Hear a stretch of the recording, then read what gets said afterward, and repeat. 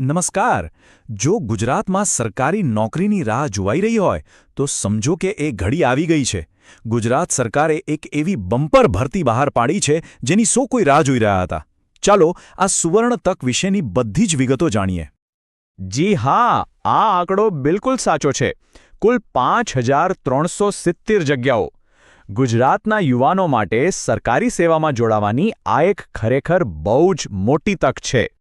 તો આ ભરતી ગુજરાત ગૌણ સેવા પસંદગી મંડળ એટલે કે GSSB દ્વારા કરવામાં આવી રહી છે. અને આમાં ગ્રુપ એ અને ગ્રુપ બી હેઠળ ક્લાર્ક અને બીજા ઘણા મહત્વના પદોનો સમાવેશ થાય છે.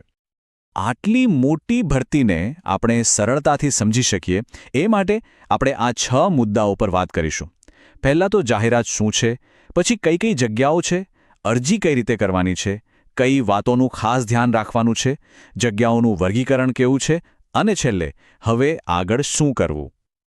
તો ચાલો શરૂઆત કરીએ ઓફિશિયલ જાહેરાતથી. આ ભરતીનો જે જાહેરાત ક્રમાંક છે એ છે 378/2025-26.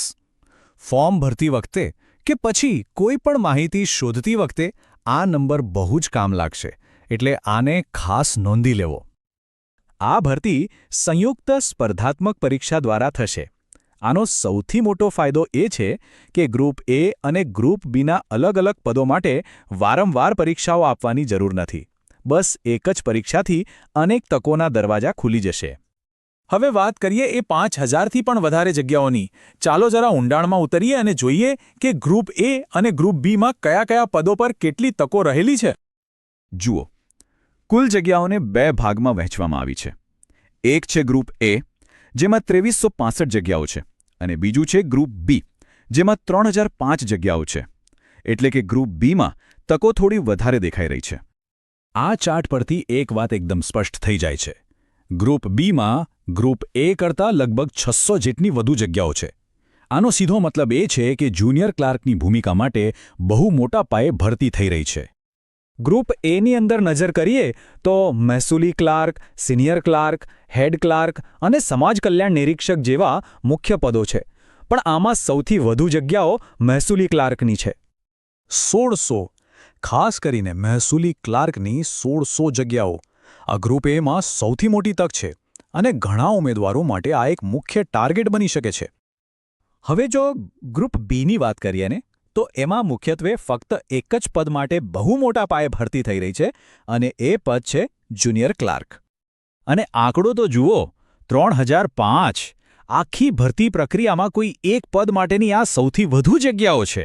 એટલે સમજી શકાય કે જુનિયર ક્લાર્કનું પદ કેટલું મહત્વનું છે. ચાલો હવે આવીએ સૌથી મહત્વના ભાગ પર. આ બધી જગ્યાઓ માટે અરજી ક્યારે અને કેવી રીતે કરવાની છે, આ તારીખો અને પ્રોસેસ ખાસ સમજવા જેવી છે. અરજી કરવાની તારીખો ખાસ નોંધી લેજો. ઓનલાઈન પોર્ટલ 5 ફેબ્રુઆરી 2026ના રોજ ખુલશે અને અરજી કરવાની છેલ્લી તારીખ 20 ફેબ્રુઆરી 2026 છે. મારી સલાહ છે કે છેલ્લી ઘડીની રાહ જોયા વગર સમયસર અરજી કરી દેવી. અરજી ફક્ત અને ફક્ત ઓજાસ પોર્ટલ પર ઓનલાઈન જ કરવાની રહેશે. પ્રોસેસ સિમ્પલ છે. ઓજાસ વેબસાઇટ પર જઈને જાહેરાત ક્રમાંક પસંદ કરવાનો છે અને પછી બધી વિગતો એકદમ ધ્યાનથી ભરીને અરજી સબમિટ કરી દેવાની છે. હવે એક ખૂબ જ અગત્યના વિભાગ પર ધ્યાન આપીએ. ઘણીવાર નાની નાની ભૂલોને કારણે મહેનત પર પાણી ફરી વળે છે અને અરજી રદ થઈ જાય છે. ચાલો જોઈએ કે એનાથી બચવા શું કરવું. બધાના મનમાં એક ડર હોય છે કે ક્યાંક નાની ભૂલને કારણે અરજી રદ ન થઈ જાય.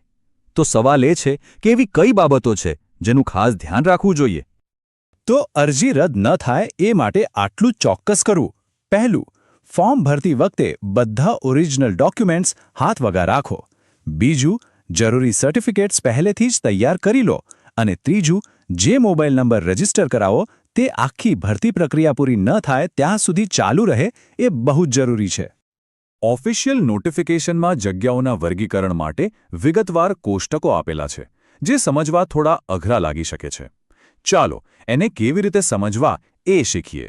જુઓ, મૂળભૂત રીતે કુલ જગ્યાઓ અલગ અલગ સામાજિક કેટેગરીમાં વહેંચાયેલી છે, જેમ કે SC, ST, SEBC, EWS અને બિન અનામત.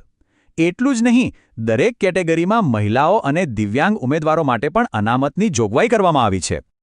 ચાલો આને ગ્રુપ એના ઉદાહરણથી સમજીએ. આ ચાર્ટ બતાવે છે કે ગ્રુપ એની કુલ 2365 જગ્યાઓ કઈ રીતે અલગ અલગ કેટેગરીમાં વહેંચાયેલી છે. આનાથી એક અંદાજ આવશે કે કઈ કેટેગરીમાં કેટલી તકો છે. પોતાની કેટેગરી, પદ અને ખાસ કરીને મહિલા અનામત સંબંધિત ચોક્કસ માહિતી માટે ઓફિશિયલ નોટિફિકેશનમાં આપેલા ટેબલ્સનો ધ્યાનપૂર્વક અભ્યાસ કરવો ખૂબ જ જરૂરી છે. તો આપણે લગભગ બધી જ મહત્વની માહિતી મેળવી લીધી છે. પણ હવે સૌથી અગત્યનો સવાલ એ છે કે હવે આગળ શું કરવાનું? ચાલો નેક્સ્ટ સ્ટેપ્સ વિશે વાત કરીએ. યાદ રાખજો, 5370 તકોમાંથી એક તક કોઈની રાહ જોઈ રહી છે. તો હવે રાહ શેની જોવાની? બધા જરૂરી ડોક્યુમેન્ટ્સ તૈયાર કરો. gssb.gujarat.government.in અને ojas.gujarat.government.in વેબસાઇટ ચેક કરતા રહો અને આ સુવર્ણ તકને ઝડપી લેવા માટે તૈયારીમાં લાગી જાઓ. આપ સૌને ખૂબ ખૂબ શુભેચ્છાઓ.